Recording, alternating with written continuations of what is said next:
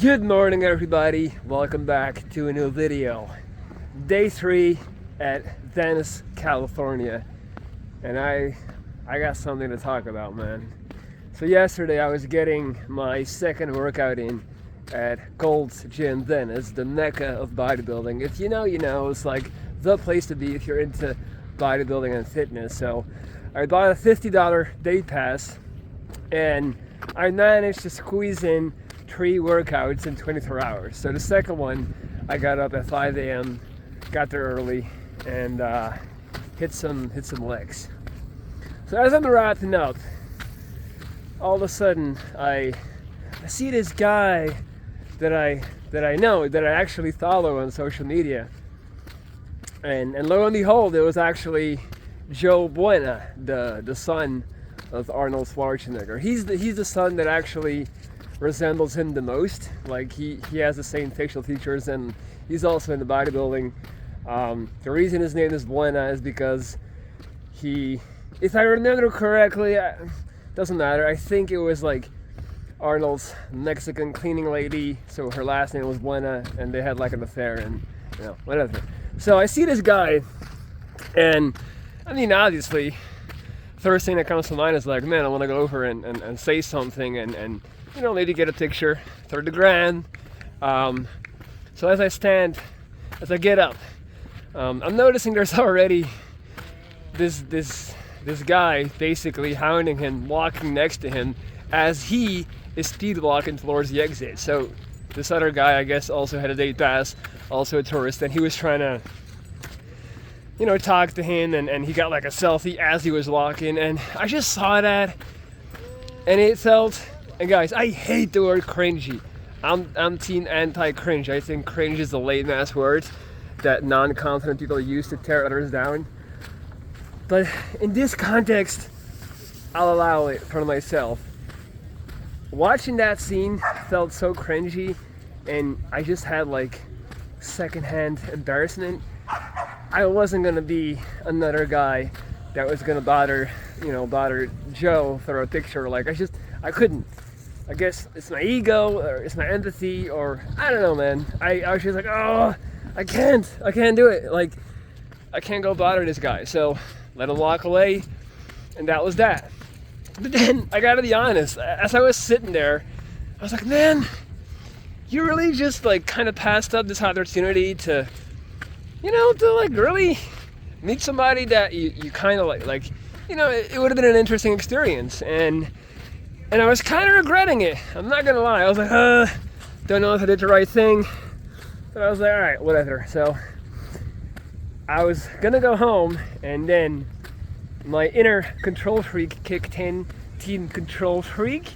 And I was like, yo, if I didn't notice that Joe Baena was here, who else might be here, you know, that I just kind of like hadn't noticed. So I just wanted to do like a little peripheral scan of the environment, and just like walk around the gym one last time, make sure I'm not missing out on anything, all right? I sound like such a paparazzi right now. And so as I did, I go to like the outside department. At this point, it's maybe like 8 a.m. And all of a sudden, who is literally working out right in front of me by himself and like one buddy? Arnold Schwarzenegger. To say I had a moment, that would be an understatement. I couldn't really believe it, but there he was, and he was, you know, hitting a back exercise.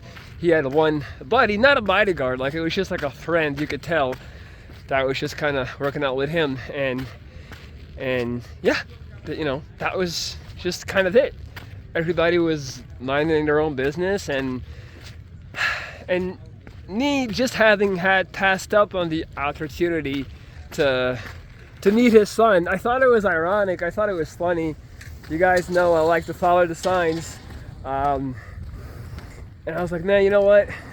I'm not passing this one up. That's Arnold Schwarzenegger. So I'm a firm believer in whenever you feel the energy, whenever you feel the moment, take it. So like, if you have the guts, if you have the balls, the bravado to do something, don't always, like a lot of people, they think like, oh, that'll still be there in 30 seconds, in 2 minutes, in 5 minutes. Like, no, like you might lose that momentum. So I always talk about that too, in the context of approaching girls or talking to girls. Like, if you have a moment where you're like, I can do it, do it. Don't wait, because it might just like, it's a fleeting moment, and before you know it, it's gone. So I followed through on my own advice. I had the energy, the courage, the bravado to walk up right then and there to Mr. Schwarzenegger, so I did it. So I just went straight in, super humble, friendly, respectful. Like I waited for him to finish his set as he was just kind of like resting, and I just went over there, and I was like, I feel like I almost whispered. I was like, excuse me, sir, I was wondering, very nice to meet you. I was wondering if I could perhaps get a picture. And he just looks at me, and he kind of growled. He's like, I'm working out. And I was like, oh, not that, I'm sorry. Like, totally get it. You're in the middle of the workout in basically his gym. So, and I took that as like, I don't want to take pictures right now because I'm working out. So when he's done working out, right, there would be another opportunity, So I like a little weasel, I was like, hi, my bad, I'm sorry. And I just like skedoodled out of there to kind of hover around and stay close to him and just patiently wait, right? So I'm sitting there for like a solid 30 minutes watching him go through his sets, and I'm just kind of like studying him, watching him, taking in the moment, like, God damn, this is really happening. It's Arnold Schwarzenegger is right there, hitting the same machine that I just hit. So just taking it all in and being patient. It was interesting because even though, and I think that's also an LA thing, I feel like in LA people are so like used to celebrities and stuff, so everybody tries to act really cool and tries to act like, I feel like one thing about LA people is like nothing phases them, like nothing impresses them. So even though nobody in their like in the little section was really like, walking up, I mean, don't get me wrong, like people were walking up and talking to him all the time, but you could tell that they already had some rapport. Like it was mostly senior citizens talking to him, and you could tell, like they just went in to like say what's up and whatever. But my point is, the whole room gravitated around Arnold, right?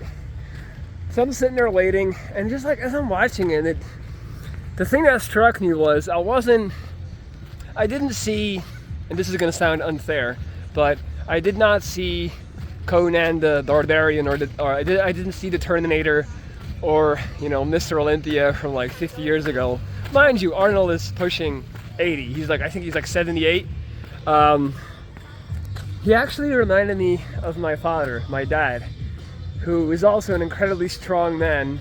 Always used to be very athletic and strong and powerful. And I've been watching my dad get older these last couple of years. Is something that I've talked about on this channel. And watching your heroes get older and kind of, hold on, man. Let me get the hell away from this music, man.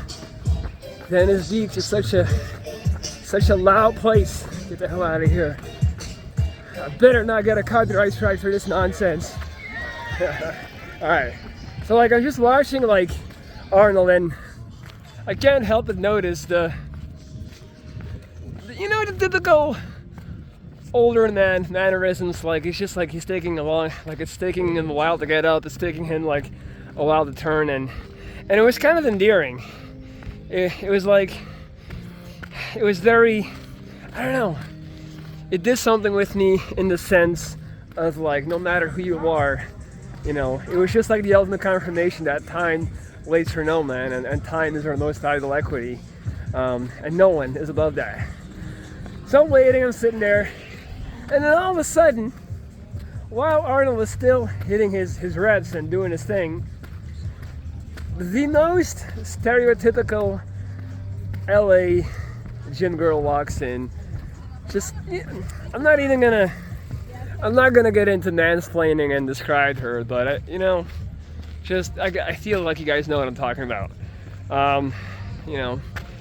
And she just walks up straight to Arnold. She goes, "Hey guys, how you guys doing today?" And I'm like, okay, let's see what happens, right? Because now I'm interested. Because I'm respecting the man's wishes to work out in peace and all that stuff, like, totally get it. But now I'm like, let's see about Arnold's character as a man, as a person, you know, like, let's see him follow through or not. She walks up, starts playing with her hair, doing all the typical body language signaling things. And lo and behold, within, I want to say 2 minutes, she's literally snapping selfies with him. And I go, hold up. All right. Okay. Now it's open season. Because now apparently the workout, you know, wasn't that important to pause it for a couple of selfies or like 20 selfies. So now I'm like, all right, nah, hell no. Now it's open season, and I feel like he almost, and I'm probably putting things in, like projecting on him, but I kind of felt like him doing that. I feel like he knew he opened the gate, because he saw me the entire time I'm sitting there. He sees me hovering around, so I just go straight over for my second attempt, and I didn't even say anything. And like I said, I feel like he knew, like, all right, like, this guy saw me taking selfies with this girl, like, now I can't really, you know, tell him, yo, I'm working out. So I get there again. But, guys, not like I'm doing this in the most, like, you know, I'm not barging in like, yo, like I'm being very like, hey, you know, humble and all that. So he just looks at me and he goes, "Are you ready?" And I'm like, what? Like, I don't understand. I did not really understand that question. And he goes in like, "Are you ready?" And thinking about it now, I'm assuming he meant like, the only way it makes sense for me, because like I would, you know, like, "Are you ready, Sir Arnold?" Right? Like, because I'm the one who's waiting. Like, I guess he was trying to say like, do I have my camera ready? Right? So anyway, you know, I pull out my phone, then I go like, I literally go, I say, "Excuse me, sir. I just wanna, I hate to bother you. I just wanna say one thing. I had cancer twice. And when I was getting my my chemo, going through that in the hospital, I read your book, and I just want to say it really helped me through some hard times, and it really inspired me." He literally didn't even acknowledge it. Not even a yes, not even an okay. He just looked at me, and he went, "Are you ready?" Again. So, and I mean, you know, it is what it is. So I pulled out my camera, and I try to hand it to someone to like take the picture. He's like, "No, take a selfie." I'm like, all right, took a selfie, and that was that. And first of all, guys, I want to be very clear with the intention of this video. I get it. Like, I totally get it. That level of fame, like, I don't think you can find 10 people on this planet that are more globally famous than Arnold Schwarzenegger. So, like, I'm sure that the first 5,000 people approaching you to, you know, to give their little testimony, or like to tell them how you impacted them, like, that still like affects you. But like, it was just like, I don't blame him at all. I don't think it's Huh? I'm recording. Thank you very much. You're good. Thank you. Yeah. Damn. Okay. All right. Guys, Venice Beach is the most degenerate place I've ever visited on planet Earth. I'm not just saying that now. I've been here for 3 days. I'll get back to the video in 1 second, but I've never seen a more... It's a carnival filled with homeless, aggressive crack addicts who are just very aggressive and are constantly like shouting and yelling and pulling and peeing all over the place. There's no police presence. You guys know how pro weed I am. Like, I'm very like, you know, I love the smoke, but here it's just too much. Like, everybody's blowing weed. It's wild. Like, you get secondhand highs all the time. People smoking around kids. It's wild, man. Like, honestly, this is like, I'm going off the tangent, but it's just interesting, like the idea that people have of like California and LA and Venice, and then to see it, it's pretty bad. I'm not gonna lie, it's pretty damn bad. And this place could really use, and now I'm gonna sound so old and conservative, but it could really use some law and order and some type of like regulation. All right, I'm done. The Belgian is done criticizing California. So let me get back to the topic. I don't blame him. You know, like, they're not giving a damn. They're not even saying okay or thank you or like anything like that. I get it, and it just made me. I'll even say that going down the way it did, and I know it's such a cliche, like don't meet your heroes, that type of stuff, but I'm actually really happy that happened, because it made me like, it just kind of confirmed a few things. The rules to the game are the same no matter where you go. Rule number one: nobody cares. Nobody cares. All right, and we are still living in this superficial face value type of society. So I would think if, like, you know, like, again, I'm projecting, but if I'm some big time famous dude and then this guy walks up with a lot of stuff going on and like there's a story there, I would give, I'm willing to bet, I would give 10 seconds of my time to just get like a surface level, you know, like, you know, what's going on, like, you know, like, I'm not, maybe even ask like what happened, but, you know, I would acknowledge it and show some respect, keep it moving. It's just as funny that Arnold hasn't gone through everything he's gone through in terms of success. He's seen it all, and man, he is still following the same rules to the same game all of us do. He's not above that.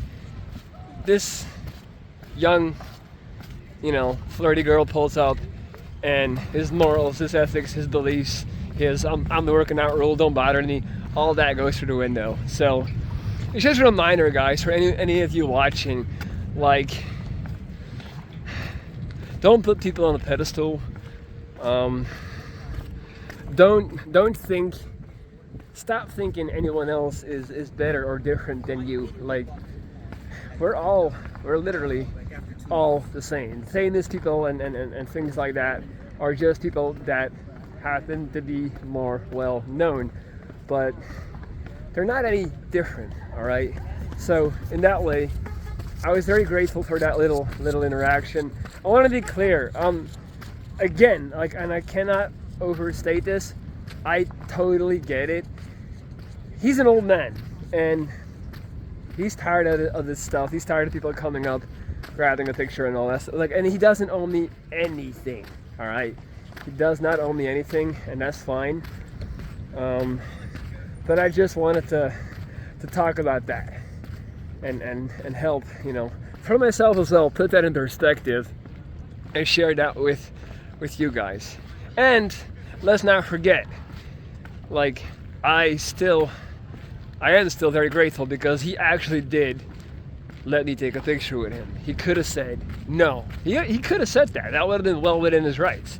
So the fact that he did give me that picture, and then I feel like I was thinking about it, and that's when I got the idea of, like, he gave me that picture. Obviously, you know, I'm gonna put that in the thumbnail. Obviously, I'm gonna use some crazy title like Arnold doesn't care about my cancer, and that is how he did help me. That is how he did help me, because that is going to help me get my video out there, my message out there, my channel out there. And as you guys know, YouTube is a dirty game, a game that I'm not above. Again, the rules are the same for everyone. Stop trying to put yourself above that and think that you're better than that. You thinking you're better than that, you trying to take the moral high ground, will not help you get ahead in life. So there you go, and that's why I'm making this video. I'm taking it. Arnold, I love you. It's time for us. I feel like a young Arnold would approve. A young Arnold who used to bully people and use manipulation tactics to get ahead and to get what he wanted. He was ruthless, guys. So in that vein, in that spirit, I wholeheartedly believe he would approve of this approach. So that's my story, guys. That's it. Hope you enjoyed it. Don't forget to comment, hit the like button, and stay tuned for more actual deep content about stuff that matters. Peace out.